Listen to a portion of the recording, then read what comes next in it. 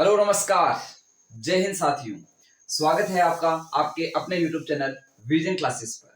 साथियों, कक्षा 10 की गणित पढ़ रहे हैं और पिछले पार्ट के अंदर साथियों अपन ने बहुत ही महत्वपूर्ण क्वेश्चन को डिस्कस किया था। वो था साथियों रूट 5 को अपरिमेय संख्या सिद्ध करना। इसी के साथ साथ साथियों अपन रूट 3 को भी समझा था और रूट 2 को भी समझा था। मैंने बोला था साथियों कि आने वाले नेक्स्ट पार्ट के अंदर अपन साथियों प्लस वाली संख्या आ जाए तो क्या करेंगे, अगर दो संख्याओं में माइनस आ जाए, बटा में आ जाए या फिर गुणा में आ जाए तो ऐसी संख्याओं को अपरिमेय कैसे सिद्ध किया जाता है, वो सारा डिस्कशन आज की क्लास में रहने वाला है। तो साथियों बिना किसी देरी के आज के सेशन की शुरुआत करते हैं। आपका पूरा फोकस बोर्ड पे होना चाहिए। एक पैटर्न एक फॉर्मेट को ढंग से समझ लेना। मैं आपको कह रहा हूं एक पैटर्न को ढंग से समझ लेना। जितने भी सवाल है वो सारे इसी पैटर्न पर चलने वाले हैं। जिसने कल वाली क्लास देखी है उसको फील हो गया होगा कि सर ने रूट 5 का बताया था तो रूट 2 और रूट 3 का ऑटोमेटिक हो रहा था, कुछ भी नहीं करना था। सेम फॉर्मेट था जो उसको फोटोकॉपी पेस्ट कर रहे थे, ठीक है, सभी जगह। उसी तरह से साथियों आज जो मैं फॉर्मेट बताने वाला हूं उसको ढंग से समझ लेना, ताकि प्लस हो, गुणा हो, माइनस हो, भाग हो, ऐसा अगर कुछ भी आ जाता है, यानी सिंगल संख्या नहीं आती है, ऐसे आ जाता तो उसका भी आप सॉल्यूशन बहुत ही अच्छे ढंग से कर पाओगे। और ध्यान रहे साथियों, कल वाली क्लास और आज वाली क्लास में से एक क्वेश्चन 100% आपका छपेगा, ये मुझसे लिखवा लो आप, ठीक है।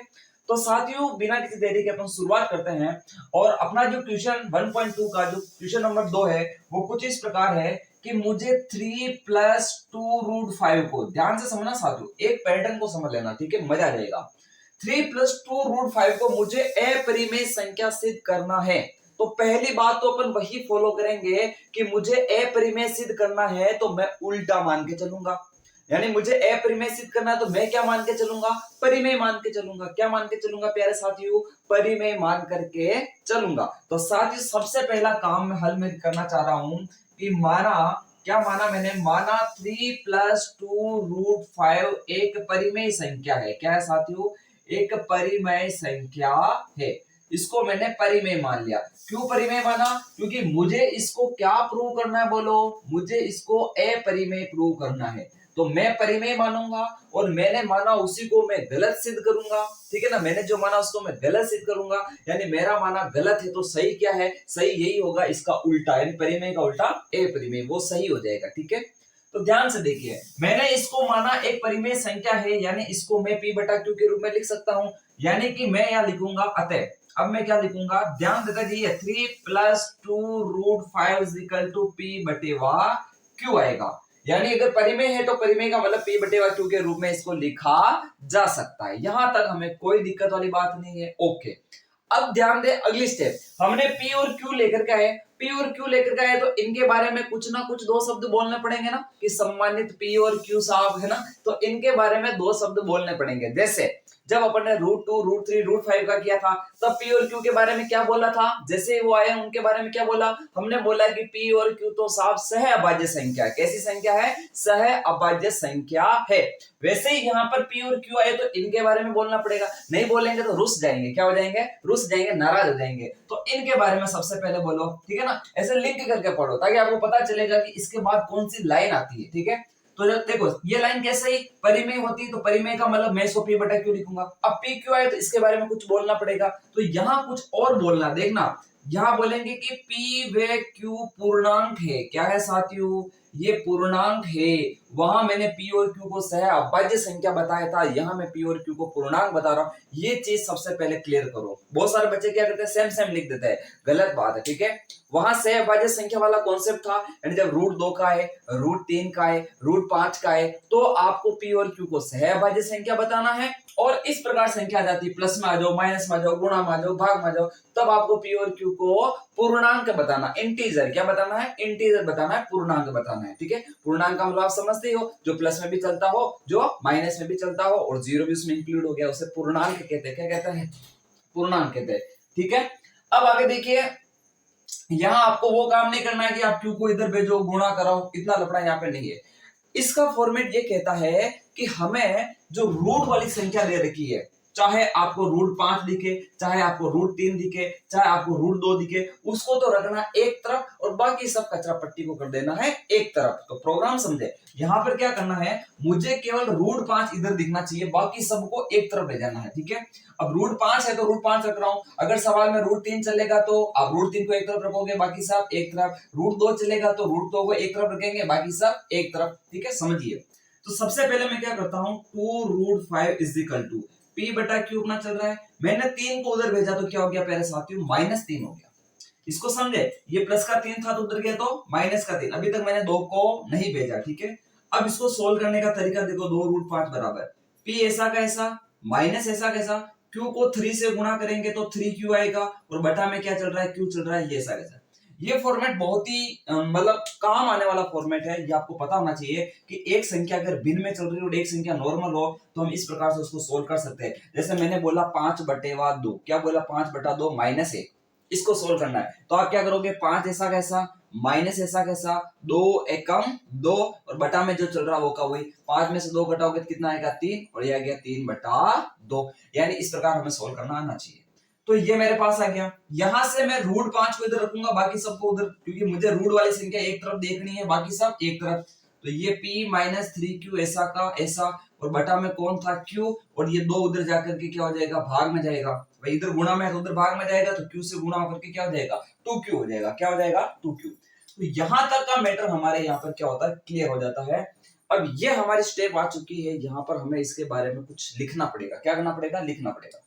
कैसे लिखना है वो चीज समझे आप। तो यहां पर देखिए साथियों, हमने P और Q को क्या माना था, P और Q हमारे क्या थे, पूर्णांक थे, क्या थे साथियों, पूर्णांक। तो P और Q पूर्णांक के लिए ये जो आपको रिलेशन मिला है P-3Q/2Q, ये सारा एक परिमेय संख्या होगा, क्योंकि जब P और Q पूर्णांक थे तो P बटा Q क्या था, परिमेय था, तो उसके लिए ये भी क्या होगा, परिमेय होगा। मैं थोड़ा समझाने का प्रयास करता हूं कि जैसे मैंने बोला, यहां पर देखिए 7/3, क्या बोला 7/3, ये P और Q यहाँ पर पूर्णांक है कि नहीं, तो आप बोलोगे बिल्कुल से पूर्णांक है, तो ये दोनों परिमेय है कि नहीं है, अभी 7/3 एक परिमेय है, क्या मैं इसको इस रूप में लाऊं तो भी परिमेय होगा, लाके देख लो। P देखो, ये आपका P है ऊपर और नीचे आपका Q है, तो P की जगह मैं लिखूंगा 7 -3, Q की जगह मैं लिखूंगा 3/2Q, Q की जगह कितना आ जाएगा, 3 आ जाएगा, ठीक है। ये देखो 7 - 9/2, तो ये 6, 7 में से 9 घटा दो कितना आ जाएगा, माइनस का 2/6। तो बताओ आपको ये भी एक परिमेय संख्या मिली कि नहीं मिली, यानी अगर P बटा Q परिमेय है तो P-3Q/2Q भी एक परिमेय होगा। इसी प्रकार अपन ने एग्जांपल लेके देख लेंगे, अगर 7/3 परिमेय है तो 7 को इसको भी अगर मैं इस फॉर्मेट में डालूं और फिर सोल्व करूं तो मुझे ये मिला, यानी वो भी एक परिमेय संख्या मिली। यानी इसका रीजन पता होना चाहिए कि आप इसको परिमेय कह रहे हो तो क्यों कह रहे हो, ये कैसे परिमेय है, तो हमने एक उदाहरण के माध्यम से समझ लिया, ठीक है। आपको स्क्रीन में दिख रहा है, ओके। तो अब मेरी बात को ध्यान से सुने यहाँ पर और समझे इसको कि क्या कहना चाह रहा हूं मैं, ठीक है। अब हमें क्या करना है कि अपन बोलेंगे पूर्णांक P व Q पूर्णांक के लिए, P व Q पूर्णांक के लिए, किसके लिए, P व Q पूर्णांक के लिए ये जो रिलेशन मिला आपको, कौन सा, P-3Q, ध्यान से देखे, P-3Q/2Q, ये एक परिमेय संख्या है, के लिए P-3Q/2Q परिमेय संख्या है, क्या है साथियों, परिमेय संख्या है। अब मेरी बात को ध्यान से सुनना, अगर ये वाला मैटर परिमेय संख्या आ रहा है तो इसके बराबर में चलने वाला मैटर भी तो परिमेय होगा, तभी तो इसको बराबर में लिखेंगे कि भाई लेफ्ट साइड और राइट साइड दोनों बराबर होती तभी उसको बराबर में लिखते हैं। तो यहां से पता चल रहा है कि ये परिमेय है, इसका मतलब √5 भी परिमेय, तो इसका मतलब क्या हुआ, अतः √5 भी एक परिमेय संख्या है, अतः √5 भी एक परिमेय संख्या है, एक परिमेय संख्या है, परिमेय संख्या है। लेकिन प्यारे साथियों, हम जानते हैं कि √5 एक अपरिमेय संख्या है और हम इसको सिद्ध कर चुके हैं और हमें पता है अच्छे से √5 एक अपरिमेय संख्या है, यानी हम लिखेंगे, लेकिन हम जानते हैं, हम क्या जानते हैं देखो, लेकिन हम जानते हैं कि √5 एक परिमेय संख्या है, क्या है साथियों, परिमेय संख्या है। तो बात यहां पर उल्टी हुई कि नहीं हुई, बात अपोजिट हुई कि नहीं हुई, जो चीज परिमेय है उसी को यहाँ पर अपरिमेय बोला जा रहा है। बात समझ रहे हो? √5 हम जानते हैं कि एक परिमेय संख्या होती है, लेकिन इसको सोल्व करने से हमें मिला कि √5 तो एक परिमेय संख्या है। क्या है साथियों? एक, लेकिन हम जानते हैं कि √5 एक परिमेय नहीं, सॉरी ये अपरिमेय, यहाँ पे क्या आएगा? अपरिमेय आएगा, गलत हो गया। √5 क्या है? एक अपरिमेय संख्या। हम क्या जानते हैं? √5 एक अपरिमेय संख्या है। डिस्प्ले में आ रहा है? ओके, स्क्रीन में आ रहा है, ठीक है। तो लेकिन हम जानते हैं कि √5 एक अपरिमेय संख्या है, लेकिन सवाल से ये पता चल रहा है कि √5 तो एक परिमेय संख्या है। यानी यहां एक विरोधाभास हो रहा है। क्या हो रहा है साथियों? विरोध हो रहा है, किसी चीज का विरोध। और विरोध किसका हो रहा है?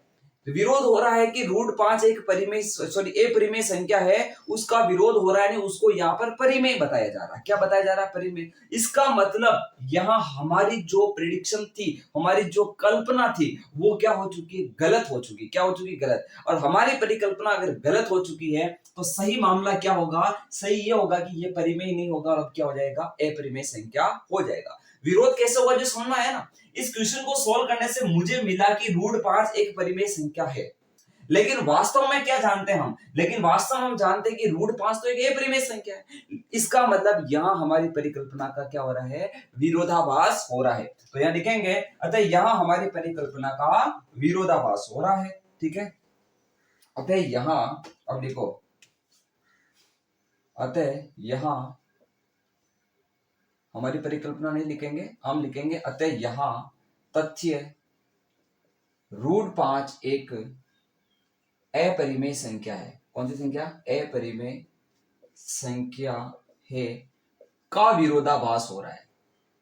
का विरोधाभास हो रहा है, हो रहा है। हो रहा है कि नहीं हो रहा? आप खुद बोलो, हो रहा है। क्योंकि हम जानते हैं कि √5 एक अपरिमेय संख्या है, उसको यहाँ परिमेय बोला जा रहा है। इसका मतलब जो तथ्य है कि √5 एक अपरिमेय संख्या, उसका यहाँ विरोधाभास हो रहा है। इस बात को आप समझो, यही बात समझने की है। तो इसका यहाँ विरोधाभास हो रहा है, इसका मतलब हमारी परिकल्पना गलत है, अर्थात हमारी परिकल्पना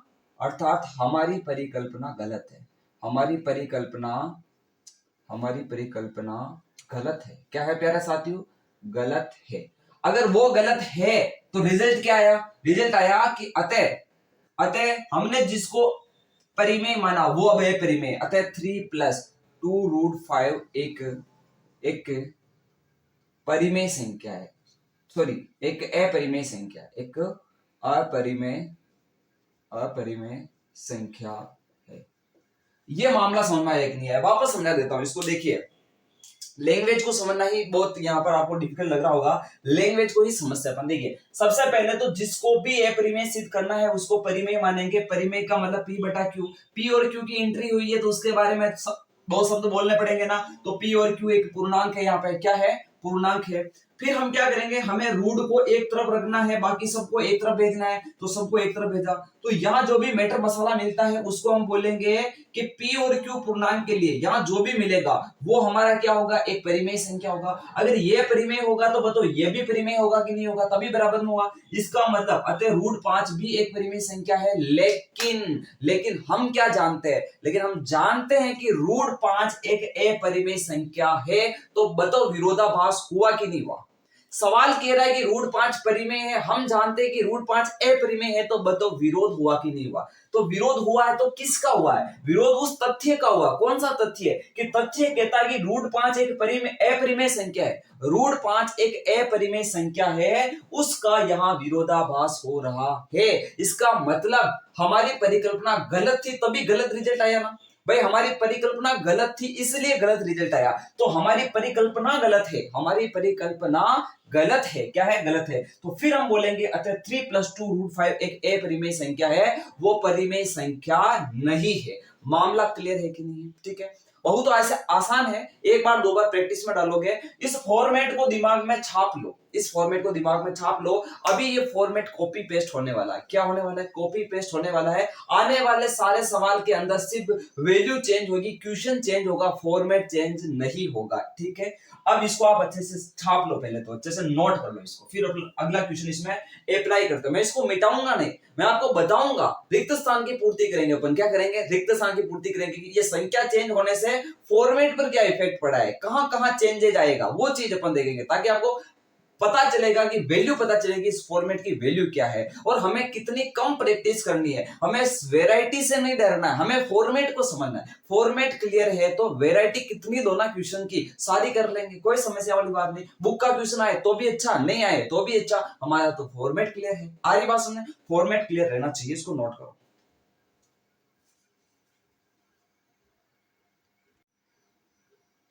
तो आगे देखिए साथियों, अगला क्वेश्चन लेते हैं। अगला क्वेश्चन कुछ इस प्रकार है कि अब हमें 1/√2 को क्या करना साथियों, अपरिमेय संख्या सिद्ध करना है। तो हमें क्या करना है, जिसको भी हमें अपरिमेय सिद्ध करना है उसको हमने क्या मान लिया, परिमेय। यानी मैंने मान लिया कि 1/√2 एक परिमेय संख्या है। बात समझना, बिल्कुल कूल होकर के बैठो, एकदम शांत होकर के बैठो। क्या चेंज हो रहे हैं उस चेंज को समझने का प्रयास करो, इसको फील करो। क्या करो, फील करो कि वास्तव में चल क्या रहा है। ठीक है, तो मैंने क्या किया कि पहले मेरे पास जो 3+2√5 था उसकी जगह ले लिया 1/√2 और उसको मैंने मान लिया परिमेय। अब इसका मतलब मैं यहाँ पर क्या लिखूंगा कि 1/√2 को मैंने परिमेय माना है। तो यह देखना, मैं यह समझा रहा हूं, अगर 1/√2 परिमेय है तो उसको P/Q के रूप में लिखूंगा कि नहीं लिखूंगा, ये लाइन यहाँ पर आ जाएगी। फिर मैं क्या बोलूंगा, P और Q तो क्या है, पूर्णांक है, क्योंकि P और Q की एंट्री हुई है तो उनकी एंट्री हुई तो उनको सम्मानित करेंगे। ठीक है, उनके बारे में दो शब्द बोलेंगे और बोलेंगे कि ये तो कौन है सा, ये पूर्णांक है। कौन है, पूर्णांक है। तो यहाँ ये लाइन आपकी आ जाएगी, P व Q क्या हो जाएंगे, P व Q पूर्णांक है। क्या है, P व Q पूर्णांक है, ये लाइन आ जाएगी। अब मैं ये कहता हूं और मैंने ये कहा था, क्या कहा था कि रूट को एक तरफ रखो, बाकी सबको एक तरफ भेज दो। मैंने ये बोला था ना, ऐसे सवालों में रूट हमें एक तरफ नजर आना चाहिए, बाकी सब एक तरफ होने चाहिए। यूं नहीं कि आप गुणा करा दो, क्यू को एक से करा दो, इसको से करा दो, ऐसा कुछ भी नहीं करना है। अब मुझे क्या करना, रूट एक तरफ चाहिए, तो मैं क्या कर देता हूं, इसको पलट देता हूं। क्या कर देता हूं, पलटने पर। क्या करने पर, पलटने पर। जैसे आप पलटोगे तो √2 ऊपर जाएगा, एक नीचे आ जाएगा, तो √2/1 इजिकल टू Q/P। यहां मुझे पक्षांतरण करने की जरूरत नहीं है। ठीक है, यहां सिर्फ पलटने से काम हो रहा है। इस बटा को एक नहीं लिखूंगा तो भी चलेगा, नहीं चलेगा तो चलेगा। यानी √2 किसके बराबर आया, Q/P के बराबर आया। तो मुझे बताओ, अब वही चीज वापस बोलनी की नहीं बोलनी मैं, कि P और Q पूर्णांक के लिए पहले हम यहाँ पर क्या लिख रहे थे, P-3Q/2Q, चूंकि पहले हमें ये मिला था इस रूट के बराबर में। अब रूट के बराबर में क्या मिला, पूरा फोकस यहाँ रखना, बाकी फिर मामला गड़बड़ हो जाएगा। अब रूट के बराबर में मिला है Q/P। क्या मिला है, Q/P। तो मैं बोलूंगा कि P और Q पूर्णांक के लिए Q/P एक परिमेय संख्या है। क्यों, क्योंकि अगर आप बोलते हो कि 7/2 परिमेय है तो इसको पलट दूंगा तो 2/7 परिमेय होगा कि नहीं होगा। फील करो, 7/2 परिमेय है तो 2/7 भी परिमेय होगा। यानी मैंने किया P/Q था, उसको Q/P कर दिया, तो हमारे पास P और Q पूर्णांक है, तो उसके लिए ये जो आपको मिला है Q/P, ये भी एक परिमेय संख्या होगी। और सुनिए, अगर ये परिमेय संख्या है तो इसके सामने कौन बैठा है, इसके काका जी, देखो √2 कौन बैठा है, √2। अगर ये परिमेय है तो ये भी परिमेय होगी कि नहीं होगी, होगी, बिल्कुल होगी। तो अब हम बोलेंगे, अतः इस √5 की जगह हम क्या बोलेंगे, √2, क्योंकि पहले तो इसके बराबर में √5 था, इसलिए मैंने बोला कि √5 परिमेय। लेकिन अब √2 है तो मैं बोलूंगा अतः √2 भी एक परिमेय संख्या है। लेकिन आप क्या जानते हो, लेकिन हम क्या जानते हैं, हम जानते हैं कि √2 एक अपरिमेय संख्या है। तो वापस वो बात आ जाएगी, लेकिन हम जानते हैं, हम क्या जानते हैं, हम जानते हैं कि √2 एक अपरिमेय संख्या है। इसका मतलब क्या हुआ, विरोध हुआ कि नहीं हुआ, विरोध हुआ तो किसका हुआ, उस तथ्य का हुआ। कौन सा तथ्य, लेकिन यहां तथ्य कौन सा, √2 एक अपरिमेय संख्या है का विरोधाभास हो रहा है। इसका मतलब हमने जो माना वो गलत है, यानी हमारी परिकल्पना गलत है। अतः जिसको हमें अपरिमेय सिद्ध करना था, किसको, 1/√2 को, अतः 1/√2 एक अपरिमेय संख्या है। तो बताओ इस सवाल में कितना काम किया अपन ने, सिर्फ ये काम किया, सिर्फ ये चेंज आया, बाकी सारा फोटो कॉपी पेस्ट चला कि नहीं चला। वापस समझाऊं, मेरे को पता वापस समझाना पड़ेगा। इधर देखिए, सबसे पहले जिसको अपरिमेय सिद्ध करना है उसको माना परिमेय, यानी 1/√2 को मैंने मान लिया एक परिमेय संख्या है। ये लाइन हमें लिखनी पड़ेगी। अगर ये परिमेय है तो मैं इसको लिखूंगा P/Q, और P और Q के बारे में बोलूंगा कि वो क्या है साथी, पूर्णांक है। अगर ये पूर्णांक है तो मेरी बात सुनना, मुझे तो रूट को एक तरफ रखना, बाकी सबको एक तरफ, तो मैंने इसको पलटा तो ये P/Q का हो जाएगा Q/P। क्या हो जाएगा q बटा p। फिर लिखेंगे कि पूर्णांक p और q के लिए ये जो q बटा p मिला वो एक परिमेय संख्या है। क्या है? परिमेय संख्या है। अगर ये परिमेय है तो इसके काकाजी भी क्या होंगे? परिमेय होंगे। ठीक है, बात समझ लो। अतः √2 भी एक परिमेय संख्या होगी। क्या होगी? एक परिमेय संख्या होगी। लेकिन हम अच्छे से जानते हैं, हमने प्रूव कर दिया है कि √5, √2, √3 सब क्या है? अपरिमेय। क्या है? अपरिमेय। तो हम लिखेंगे, लेकिन हम जानते हैं कि √2 एक अपरिमेय संख्या है, यानी यहां तथ्य √2 एक अपरिमेय संख्या है का विरोधाभास हो रहा है। क्या हो रहा है? विरोधाभास हो रहा है। तो हमारी परिकल्पना गलत है। और फाइनली हम लिखेंगे जिसको हमें अपरिमेय सिद्ध करना, किसको? 1/√2 को। तो यह आ जाएगा अतः 1/√2 एक अपरिमेय संख्या है। बताओ पैटर्न क्लियर हुआ कि नहीं हुआ? बताओ आपको मजा आया कि नहीं आ गया? है ना, एकदम मक्खन हो गया, क्लियर है, कोई दिक्कत वाली बात नहीं है। कमेंट बॉक्स के अंदर जरूर छाप देना सर मक्खन हो गया। क्या हो गया है? मक्खन हो गया है। चैप्टर में ये समझ में आ चुका है। मैं कहता हूं इस प्रश्नावली 1 में इस क्वेश्चन के अलावा ऐसा कुछ भी नहीं है जो समझने लायक हो। बाकी एलसीएम एचसीएफ लेना बहुत आसान है। मेन चीज में जो बच्चों को प्रॉब्लम होती है ना, वो यही होती है कि सर प्रूव करे कहते सर इतना लंबा, इसकी लैंग्वेज कैसे लिखे, ये वो। तो समझो लैंग्वेज को, सब लैंग्वेज को फील करो, उसको अंदर उतारो, समझो उसको। ठीक है, तो सब अच्छा लगेगा। ठीक है, इसको नोट करो।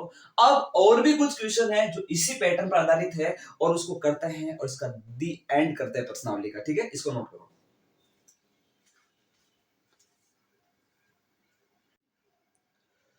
नेक्स्ट क्वेश्चन की तरफ बढ़ते हैं साथियों। अगला क्वेश्चन है, हमें 7√5 को, चलो मैं हल्का हल्का मिटाता जाता हूं, हमें 7√5 को क्या करना है? अपरिमेय सिद्ध करना है। तो मैं 7√5 को क्या मानूंगा? बोलो। मैं 7√5 को मानूंगा परिमेय।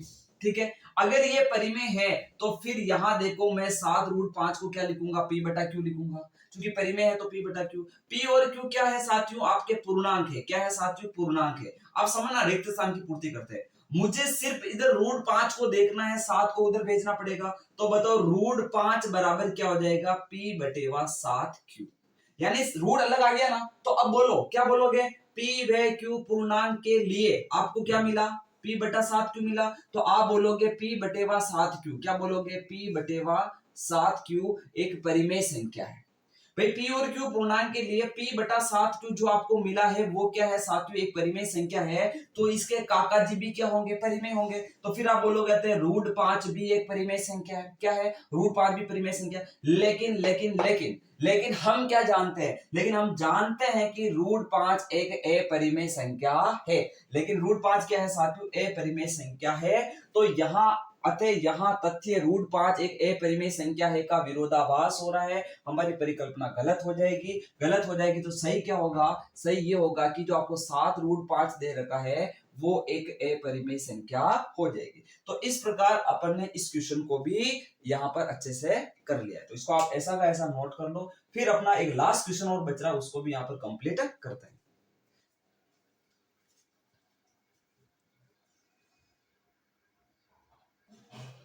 अगले क्वेश्चन की तरफ बढ़ते हैं साथियों। अगला क्वेश्चन है आपका, हमें 6 प्लस √2 को अपरिमेय सिद्ध करना है। 6 प्लस √2 को, तो मैं 6 प्लस √2 को क्या मान लूंगा? एक परिमेय संख्या। तो इसको 6 प्लस √2 को किसके बराबर लिखूंगा? p बटा q।